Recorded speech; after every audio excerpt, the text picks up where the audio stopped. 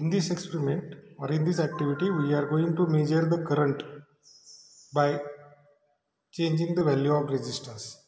For that purpose, you have the DC power supply where we have kept the constant voltage, that is the constant DC voltage 5 volt. The positive terminal of this particular DC power supply is connected to the milliammeter. The second terminal, that is the negative terminal of milliammeter, that goes to the variable resistance box, and another terminal of the variable resistance box that goes to the ground of the DC power supply. So we have connected the milliammeter in series with the variable resistance box.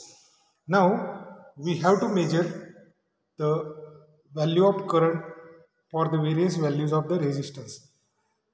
So before measuring the value of resistance, first see the milliammeter.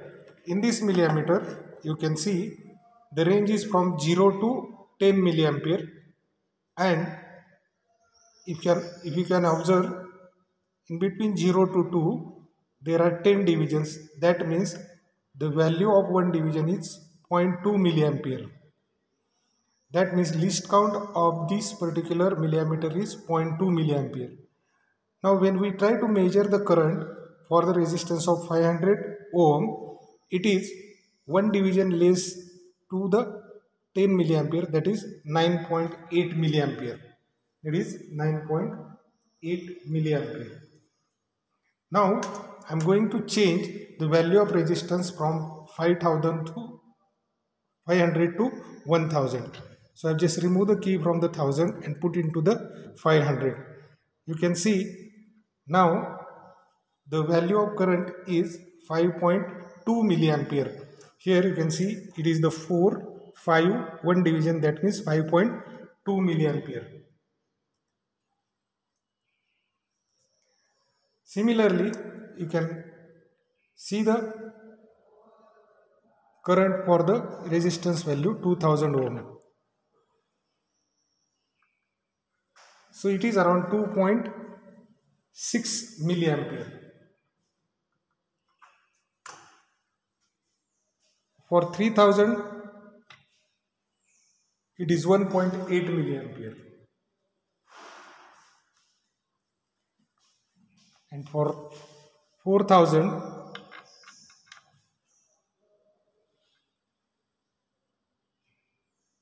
it is 1.4 milliampere. Now the same activity we will do with the help of digital multimeter as a ohm meter. For that purpose, I am replacing this analog millimeter with the help of digital millimeter. So here you can see this is the digital multimeter. As you are aware with this equipment, you can see there are ranges for the DC current, then resistance, DC voltage, AC current, and this is the range to measure the capacitance. And here you can check the transistor, whether it is PNP or NPN transistor. If you are able to find out the emitter, base and collector, you just keep these things here and you can check the transistor. This is the on-off switch. Now here we have to use the range, that is the DC milliampere. So I have chosen the range, that is 20 milliampere.